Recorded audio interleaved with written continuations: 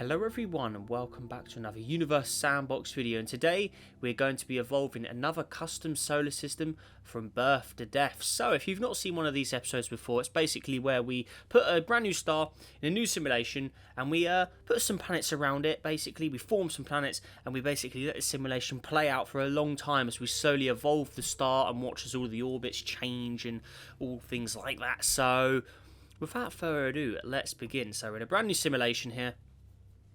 Let's go for a custom background for a change. Why don't we go with the light Milky Way background? It's not often we use this one, so why not? Let's go with something a little different. We'll have a little... Oh, no, I don't want to do that. No, wrong button. What I want to do is... Could change the saturation of it. Yeah, make it look a little nicer, I guess. No, brightness I'll leave alone. Contrast, I guess we can make it like a little fancier as well, I guess. Maybe we'll turn the brightness up, just make it look really, really crazy bright. Right, then what I'm going to do is rotate it around a bit. Why not? Yeah, something like that. Look good. A little lower, somewhere there. Yeah, that's looking good. And then, yeah. So we're basically got a little level with it. Yeah, that's looking good. Right, so background is set. Now, star. What I'm going to do is we need a star. Who do we want to use as our proto star for this simulation? So let's go with something pretty large, or something that could eventually be pretty large. So we could go with a young Deneb star. And actually what we've never done before in this series, and I think it's what we're going to do, is we never have a star really go into the blue phase, the blue hot bright stars. Normally we just have a normal star go to the main sequence, then immediately to a red giant, but we don't really have any stuff that ever becomes a blue giant, so maybe we'll have to have a little play with that. So I'm going to use Deneb as our example here. We're going to have that as our star there, but first of all, obviously if it's a protostar, we need to devolve it a bit, because at the moment it is enormous. So what we need to do, put this to radius density. What we're going to do is it's going to start at 19 masses of the sun, so it's already going to be quite a large star, but obviously it's nowhere near going to be as large as it can. Oh, well, that didn't work. Whoa, okay. So I guess Deneb doesn't want us to devolve it, so that's a bit annoying. Remember, stars in this game are a bit buggy when you play with their stats.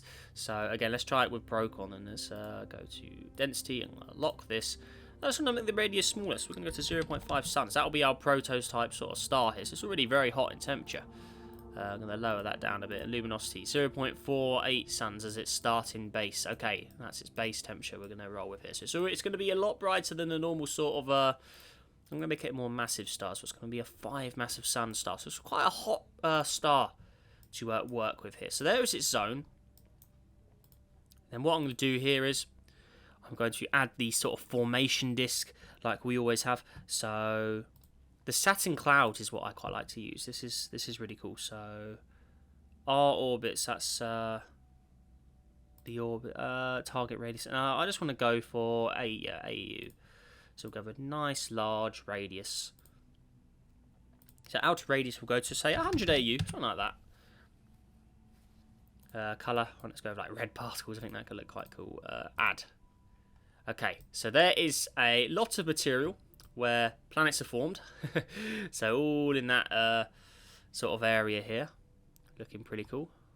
If I go to directional light, I know you can't really see it the best bit there, because you can see all that material is sort of floating around in there. Can we speed up a bit?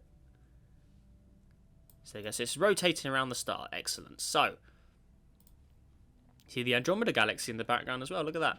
But yeah, there we are. So that's formed. Now what I'm going to do is, this is a feature I was actually talking to one of the developers of the game about. There's a secret feature in, I think it's in simulation, where you can actually change the temperature of the simulation. So background temperature. So this is pretty cool. So what I'm going to do is, I want it in degrees Celsius. But this will be really cool. So when the planets form, they'll actually be really, really hot, and then they'll eventually cool down as I cool this down. So the cosmic microwave background. So I'm going to put this up to, say, 1,000 degrees for our objects to form with. Whoa, so there we go. So very, very hot background simulation for now. Can I dim it down a bit? Make it look really red. 600 degrees. And then I want it at 1,000. I think that'll look really cool. So yeah, space is quite hot at the moment around this star. So excellent. Right, so there we go. So we will come back to that feature. So now, planets. What do we want to form in here? So, got a lot of objects to mess around with. So let's see sort of what we're going to rock and roll with here. So, slow down time. So I'm going to spawn in random objects in random areas, orbit. So let's see where we go. So I'm just going to place, start putting random objects in, and we'll slowly watch as it sort of forms around. So this could be quite cool actually. So there we are. Okay. But yeah, I'm just going to try and pick random planets. There's some competition objects in here. Remember the chlorine objects? I got a lot of those in here. We're going to put... so this is going to be like going to have a lot of chlorine-made objects in here. For an unexplained reason, this system will have a lot of objects that have chlorine, or that contain chlorine. So there we go. So have a lot of those in there. So a lot of the competition objects in here, which would be pretty cool. So let's go ahead and place those all in there. I also want some other types of objects in here as well. Let's have one of the Enixis objects. We haven't used one of these in a while. These are always quite cool to have some fun with. So let's place one in there. Then we'll have a mysterious sort of purpler one further out there. We haven't got any gas giants in here yet, so let's also start spawning some of those in. There we go. So we're getting some nice distant objects as well in here. Obviously, we're going to let the simulation play out, so a lot of this will be subject to change. We've got the sulfur gas dwarfs as well from an older competition as well. Still got all of those. Really, really cool stuff there. That can be on the edge of the system. Still got some of the old Valentine's objects here as well. Okay, and also some of the banded objects. Let's have some pretty wild ones in here, I guess, as well. What do we think? Let's see. I mean, yeah, got some very, very wild ones, actually. So, we go over one of the Gleezers. That could be quite cool. Stuff that maybe a little closer to the star down there. Okay, let's also have some more randoms in here. So I have no idea how massive any of these are. So we'll have to sort of wait and see how that plays out. And then once we've got our lineup, we'll definitely have to have a little peek at that and see what that's all about. So there we are. We've got one of the glowing objects as well, so they're highly reflective. Okay, anything else we should use? Got some desert objects as well. I guess we could have those quite close to the star, see how they sort of play out. Yes, we've got quite a lot of rocky planets. Remember, a lot of these objects may not survive till the end of the simulation, so keep that in mind. We'll have some like 1 AU away as well, so some really, really close objects to the star. Obviously, they probably will not survive as long as other objects due to the star's rapid growth, as we are going to go for a blue hypergiant here before it ends its life. So this should be pretty dangerous, should be pretty cool. So let's see how this plays out. I think maybe one more of the larger objects. Let's go one of the deluxes. We don't use those. It's cold deluxe. I'm going to use cold deluxe. We're obviously going to have it quite far away. There you are. Okay, and then I think we'll throw a few randoms in here as well to sort of really spice things up. So random gas giants. We're going to place maybe a few of those in the simulation. Obviously, no idea how massive any of these are. Then a few moons. Just a few more random. We'll just have some random objects in here. Because remember, a lot of this could change. Small moon. There you go. Maybe an asteroid or two. Oh, no, we won't do asteroids. They're too minor. Okay, so there is our sort of solar system formed. So, obviously, star in the middle. The furthest planet out is this object here. And it's still... all the planets are forming, so they're all glowing hot at the moment, which is really cool. So, the furthest point is 207 or 260 AU, roughly. So, that's where our planets have all formed. It's really cool. So that means every planet should be boiling hot at the moment due to the simulation temperature. Oh, that is so cool. That is really, really cool. So all the planets are forming. So obviously no one's cooled down yet. So they're going to slowly suck up all that material as all these planets form. That is awesome. So there we are. Let's let the simulation play out as our system is in its very, very proto phase. And what I'm going to do is we're going to save the simulation. We're going to call it B2D. So there we go, birth to death. I hope I don't have a simulation already named that. No, I don't, luckily. Okay, cool, right. So there we are. So we've got some of your objects in here, some of my objects. We've got some randoms in here. Should be a wild ride. So you can still see all the particles in there as well. Obviously, they're all of the part of the disk that forms all of the planets. So looking good. So yeah, simulation is still in its very, very early forming phase. Obviously, all the planets are hot. Even Cold Deluxe out here, one of the further gas giants. Obviously glowing hot. Very, very crazy stuff indeed. What's our... we're on directional light, aren't we? We want, obviously, realistic. So we want to face the star. Okay. So they're all forming. Right, so... now we need to work out what our dominant gas giants are. Who's the biggest, who's the smallest. So here's our lineups. We've got the star. Cold Deluxe is one of the largest planets in here. It's 12 Jupiters in mass. That is an enormous planet. Okay. So then we've got our second gas giant here. Let's actually go to mass, actually. That's probably the... yeah, mass. There we go. Okay, so the gas giants are basically in size order for the dominance. So we've got some large, some small. So there's a big gap between the top two. So the... also 12 masses of Jupiter for Cold Deluxe. Second planet, this one here, this is 4.5 Jupiters. They're the two dominant gas giants, and then everyone else is underneath one Jupiter all the way down here. So the smallest gas giant. I actually have a rocky planet, a very large rocky planet here. That is on the Sulfur Gas Dwarf. Look at that, 26 masses of Earth. Quite a small little object there. Gleaser there, 8 masses of Earth. But yeah, this rocky planet, 12 masses of Earth. So where is this rocky planet located? This is the dominant rocky. So here it is.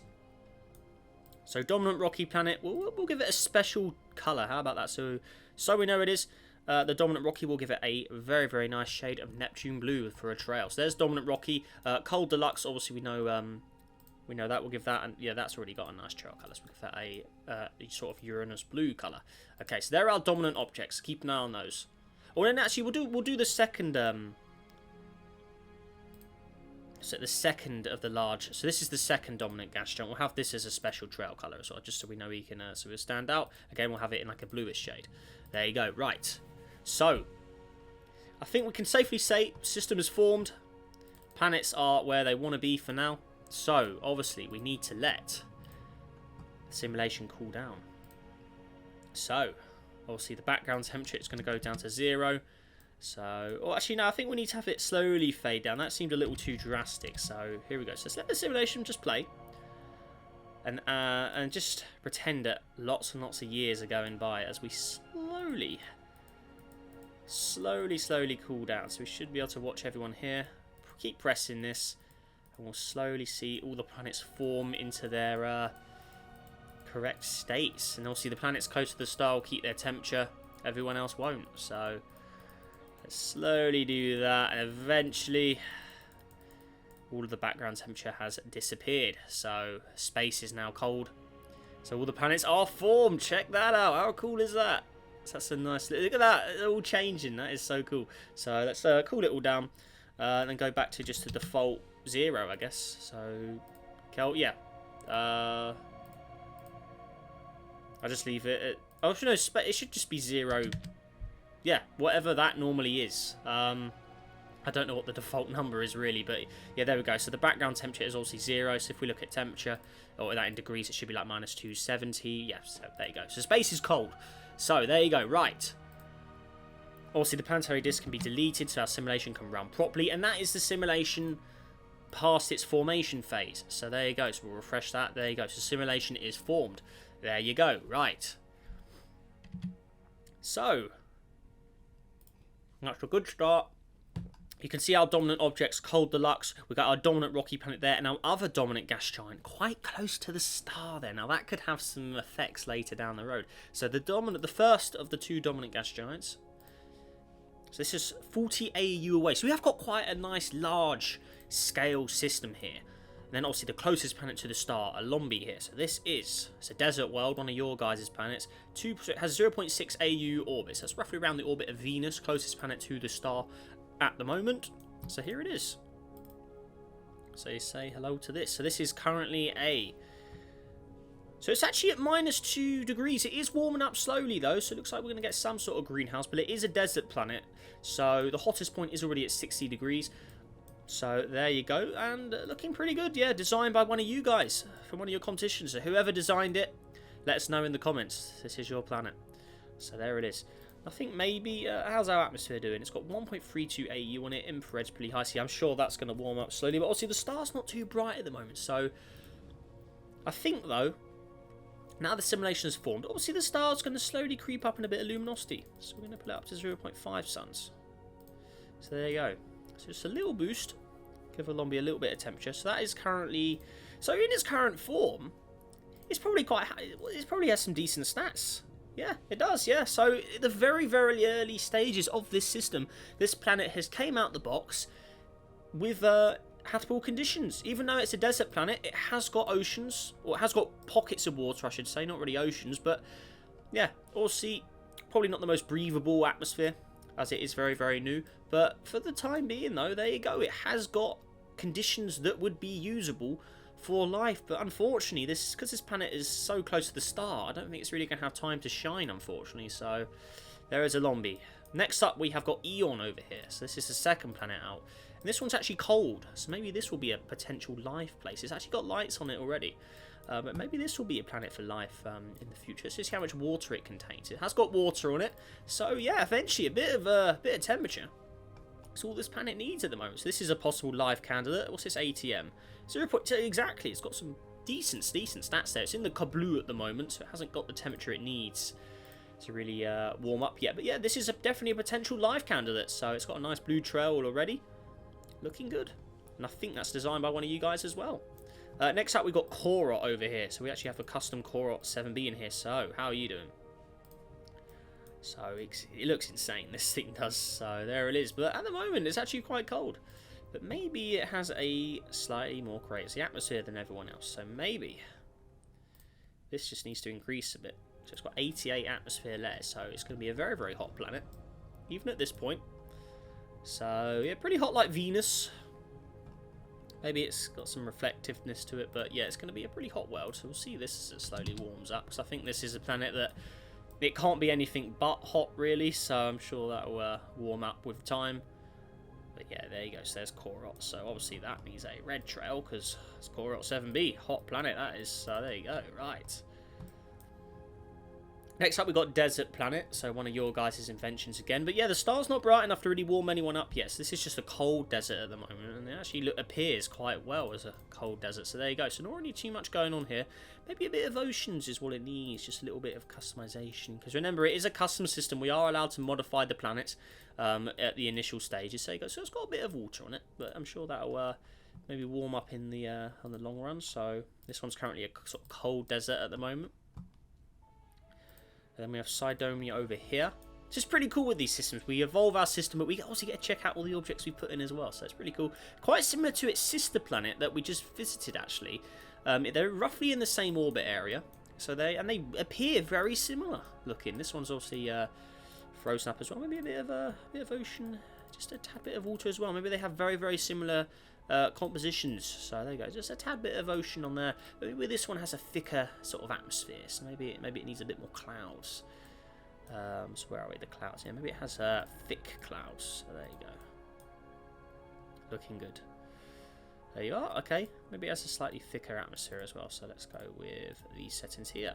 Slightly thicken it up a bit. So there you go. Cool. Next up, we have got Inixus. This is also one of these planets, so these are very, very cool. Not sure the cloud colour really suits this position, though, so I think maybe we need to have a little change to those clouds. So let's go with a different shade. Maybe it could be a nice sort of possible Earth-like conditioned world for the time being. So maybe it has... Ooh, whoa, whoa, right, okay. So maybe it just has very, very friendly blue clouds for the time being. Something like that. But if you look underneath the clouds, or the red, it has a red atmosphere as well. Boy. So there you go. Hey. Yeah, that needs to be thinner. Definitely needs to be thinner. But yeah, just a bit of it. It has an atmosphere on it. Pretty friendly Earth-looking blue. But underneath, obviously, it's going to need some water. I believe this has a custom texture as well underneath. So let's have a little look. Very, very dark here at the moment. Let's have a little look at this. What's this all about? I think it's because the star brightness isn't really too far out. If I go to flashlight, no, it is just a dark planet. Okay, so have a little play with these, maybe make the surface a little brighter. Is that snow? Oh, it's snow that's blocking it. Okay, let's have white snow. There you go, that's better. Put that back on. So let's just keep the snow and ice off of them. So that's what the planet actually looks like underneath. So I think maybe just make it look a little more friendly with the blue, with the greens.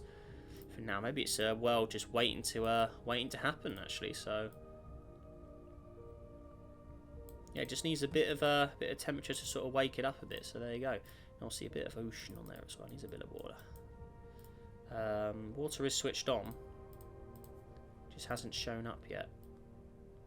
Oh yeah, it's got plenty of ah, there you go. Yeah, it's just needed a reset. Okay, there you go. So this one's gonna have a nice sort of ocean layer around it. Obviously, it needs time to sort itself out. There's a button where you can flatten it, isn't there? Settle water. There you go. There you are. So that's a world waiting to sort of be at the moment. Obviously, it's gonna be all frozen up for now, underneath that very, very nice, friendly blue atmosphere.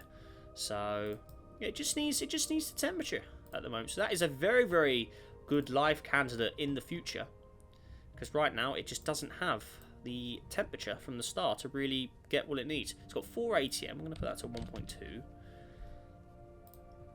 Got a nice albedo on it. It just needs some temperature, really. And other than that, it's got very, very good conditions for life in the future of this system. So that's what it looks like underneath. Very, very nice looking. Very friendly. Maybe a bit more green to it, just to slowly, once it gets to that point. Maybe a bit of like a sandy yellow as well. Yeah, there you go. That's looking better. It's like a sandy sort of green. Just, yeah, there you go. So, you know, it's a world waiting to be. The water looks a little dry. Let's make it a little nicer. There you are. That's looking nice. Maybe like a... Yeah. Oh, I do like that. It's like a nice cyan blue ocean there. What do you think of that? Yeah, that's looking good. So, that's a world waiting to be underneath all of there. Looking good. So that's a Nixus. So there you go. Let's give it a nice emerald sort of shade there. Looking good. Right, next up we have got Eularis. I believe this is another one designed by one of you guys. Let's have a little look underneath what is going on here. So that's also another one of the desert worlds. Remember, I did put a lot of deserts in here. So there you go. And we're going to leave this one as its original form, a desert, but we are going to thin that atmosphere down a bit. There you go, so you can see underneath. Excellent. Got some clouds on as well. Thick clouds, of course. So we'll see how that world sorts itself out. But there we go. There's Eularis. And we have one of the chlorine worlds from the recent object competition. So here we are. No modifications required. That is the way we want it. So there you are. Looking good. So that was made by the user Mew. So there is your planet. Looking good. So that's good. Yeah, I always like to incorporate you guys' planets in these. It's always fun just to have a little bit of extra to it. Little personality to some of the objects. So there you are. We'll leave that alone. No modifications required. We'll give it a trail for the chlorines. That's a chlorine object. Then we have one of my customs over here. So this is actually also a desert-like world, actually. So here it is. Let's look underneath. There we are. Any oceans on here? Let's have a bit. Let's turn it off. Just re-add them. There you go. So it has got oceans. They're green oceans, actually. Okay. Settle water. There you go. So it's a desert world, but it does still have bits going on there. Okay, looking good. Got some city lights on it too as well. But yeah, that's a world that will be lifelike in the future probably as well. Got some stats. There you go. Now there's a big gap. Now we're heading to the outer solar system. I guess the first of the outer planets is probably Zane B's Gleaser, because there's quite a big gap here. So this is probably the outer solar system now. So there we go. So this is currently 15 AU away. So that's roughly Saturn distance-ish. Roughly around Saturn distance. This planet here is roughly Jupiter. So this is like a Jupiter-Saturn. So the inner solar system, maybe the inner solar system ends with Mew's planet here. And then obviously the outer system starts with Tiscastis over here. And then Gleaser. Okay, and then this is the outer system now. So chlorine planets. A lot of chlorine planets and sulfur objects in this area. So looking good. There's another one of mine. That's like a cold desert world. Let's have a look at you. Has some water on it as well. It's very dark here, so we can see not the friendliest places still, because it's just too cold. Planets have all formed. They've cooled down. So right now it's just a waiting game for a long period of time for the star to warm up. There's our other dominant gas giant. Okay. So, right, enough of customizing for now. We can get to the outer solar system at a later point. We've got all the inner planets where all the action will be for the time being. So, let's obviously put the saving, because obviously we want to make sure that's all saved. Now it's time to evolve our system. We've spent a lot of time customizing, but that's what it's all about. Custom solar system is a custom solar system, so we've got to make it cool. So, there we go. Right, press play. Time to evolve our solar system now. So let's let the years, add the years, let time change. Look how spherical our orbits are. Let's see how that lasts with our dominant gas giants causing trouble. Now I'm expecting that our first of the dominant gas giants, so Pro Exor is here. I think that will cause more damage than Cold Deluxe, because Cold Deluxe is on the edge of the system, so it's not going to have too many interactions and stuff. But that one is in the more centre of the outer solar system, so you can see it's already changing some orbits. So we're going to have to see how that plays out. So let's just let time evolve, see how fast we can go. One of the orbits has already changed there. Not sure which one it is. I think it's Zane B's chlorine planet. I think this one's had a slight change to its orbit. Yeah, it has. Look at the white one. That has had a change. So we're at maximum speed for our simulation currently. You can see there's already been an interaction there. Cold Deluxe has picked up this planet here. So that's one of the randoms that we spawned in. So just so we can put a pointer on it, keep an eye on the orange one. So you had Cold Deluxe is interacting with outer objects. So I'm guessing that Sulfur Gas Dwarf here could have an interaction with Cold Deluxe over here. Just due to their orbital positions. They're very, very similar orbits. So I think Sulfur Gas Dwarf will have an interaction with that eventually. But it's going to take a while because they have similar orbits. It's going to take a while for Cold Deluxe to catch up. Or Sulfur Dwarf to catch up. But it looks like Sulfur Dwarf does have a smaller orbit, so it should catch up eventually. But it's going to take a lot of time. So there we are. We can see Cold Deluxe having another interaction there. There we go. So it is causing problems. Okay, where's our dominant rocky planet? How are you doing? So this one's obviously cold. Not much going on here at the moment. Just a giant ice ball, to be honest. So there we go. So that's one of your guys' creations as well, actually. Has no atmosphere by the looks of it. Another interaction there. Maybe give it a bit of an atmosphere. Why not? Let's just give it a nice sort of atmosphere of Mars, I guess. Why not? So what is that in ATM? So not much. Just buff it up a bit. There you go. That's a lot of atmospheres of Mars. There you go. Right, there you go. Something like that. It's a little better. Okay, so you can see it. Cold Deluxe is slowly just pulling, having a little pull on those outer planets, causing some right trouble. You can see the inner. How's the inner solar system doing? So the inner solar system's looking pretty good. Slow down time. Look how far we. Okay, so we've already travelled a pretty long while here. Okay, so inner solar system has had a change. You can see Eon's orbit. Slight modification. Whoa, there you go. Right, so what's going on down here? So that's not warmed up yet, but we have had some time to play, so I think the star can slowly start to evolve. Now remember, this will be a blue hypergiant star. That is the destiny of this star, so it's going to be pretty wild. So it's going to go all the way to the blue phase before it becomes a red supergiant. So it's going to be a pretty big star, pretty dangerous star. So I think now is the time for radius increase, of course. Ooh, whoa. Game, I didn't want to do that. See, that's why we save. It's upsetting the mass of the star for some reason. Now, that's not right. So yeah, that would have just broken us if we hadn't saved there. That's why I always save before we do stars. So we want to lock the mass. I don't know why the mass was unlocked. Now we make it larger, and there you go. That's better. So the star getting bigger. Can see luminosity. We're going to double it up to 1.01 star and sun, so it's more dramatic. It's got 5 masses of sun. It's going to burn through that energy quicker, so it is getting pretty big. So it's already 1.1 suns, so it's a faster growing star there. So the first of the planets are going to start to feel the effects. We can see the Heshatl zone now.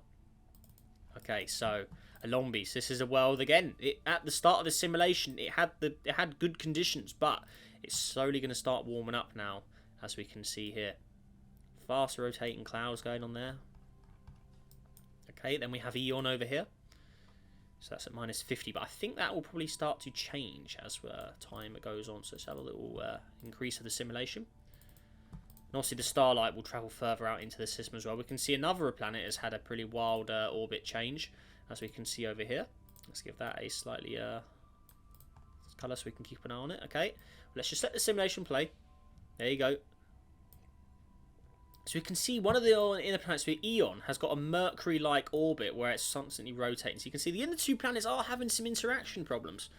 So there is a bit of a conflict going on in the inner solar system there. So not good. Okay. Right, so how are we doing now? 66 degrees here, so it is warming up. And then there's Eon over here, 14 degrees. So currently, in its current form, there you go. It has got conditions. It has got lively conditions. There you go. It's all warm up. It's looking nice now. Look at that. Hey, it's looking good. 15 degrees, Earth-like conditions, roughly, hopefully, yeah. Look at those stats. Look at that. So the planet has naturally evolved into earthy conditions. There you go. What do you think of that? So that is our first of the Earth-likes planets in here. So what do you? It's looking good. It's looking perfect. Look at that. 15 degrees. Perfectly habitable system there. Surface. There you go. There's your temperatures. So some areas are hotter than others, but it's got a very, very nice build at the moment. So looking good. It's almost a shame it's too close to the star. Look at those life likelihood stats. Look at the Earth similarity stats. Look at that. But obviously star is very close. It's less than an AU away, so it's less than an Earth orbit away. So kind of like Venus in our own solar system, the theory says. Maybe it did have water at one point, but obviously as a star gets brighter, it's going to lose that water, unfortunately. So this is like this may be a Venus-like equivalent of our own solar system. So this planet would be destined to end like Venus. So maybe due to being closer to the star, maybe it does have some more steamy clouds going on. So maybe it looks more like this now. So it does have that thick atmosphere, or that thicker cloud layer covering above of what's to come in the future. So keep an eye on him.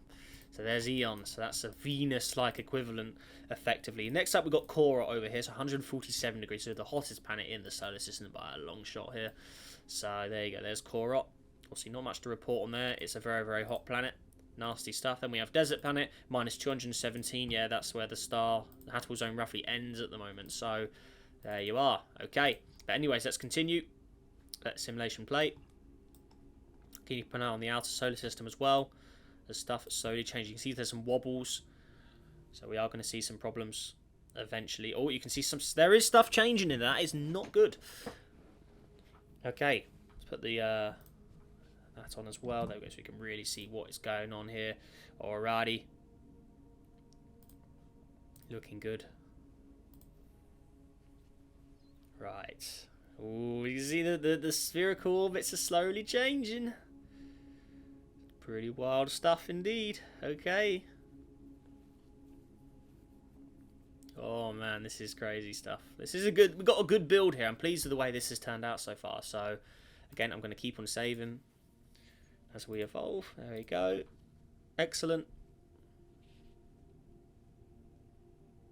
Come on, game. Save that. Come on. There you go. Let's continue. So going through the areas, planets are slowly going to be changing. There's our lineup here as well. Not sure why some of them were glowing. Oh, there you go, that's better. So looking good. That's the planets in that order. Looking good. So you can see some stuff is slowly changing. You can see, look at the orbits. Some are getting bent around a bit. Not good. We're going to see some eccentric orbits eventually, I reckon. You can see there's one there already. Look at Idel over here. That's an eccentric orbit. Now that eventually could get picked up by another planet if it runs into like Cold Deluxe, for instance, because Cold Deluxe is a very dominant mass on the outer edges of this system. So it's a pretty wild one. But let's continue. We're at maximum speed at the moment. How's the inner solar system doing? You see those two in the centre still having quite a crazy wobble. We've got Eon and Alombi there. They have got a bit of a conflict going on down there. Not good. Okay, there you go. Right. Anyway, so let's continue. Right, oh man, right, okay, so I think it's time for star evolution. So again, we're going to go ahead and save. There we are, and this will be the last star evolution of this episode. So there we are. Come on, game, there you go. So start. How you doing? Let's slow down time. Ooh, whoa, there you go. Right, so see, Alombi and Eon have got a very dangerous orbit position there. There could be trouble in the future. Right, anyway, star, radius, getting bigger. Just a tad bit, but it's the luminosity that we're really going to be watching for. So it's going to go up to 1.3, roughly. There you go, so a little brighter there as well. So, again, Eon. This may have the Venus fate going to be upon it soon as the star does get brighter. It is closer to the star than the Earth is to our sun. it is basically like a Venus, and now the star is warming up more. It's above 1 luminosity of sun, so Earth wouldn't be okay in this position. So we're going to see how this planet copes. But remember, it may have a little bit more greenhouse, or less. It has less greenhouse than Venus, and it has more. It's quite reflective as well, so maybe it can hang on a little more. But it is going into the 30 degrees now, so it is sort of a little too warm. Let's look at its stats. They're going to be going down, I reckon. Yes, they are. So you can see it's losing those stats, but it's a very, very promising world. But it's just a shame it's too close to the sun to really get what it wants. So you can see some of it's going absolutely wild in temperature here. So not good at all.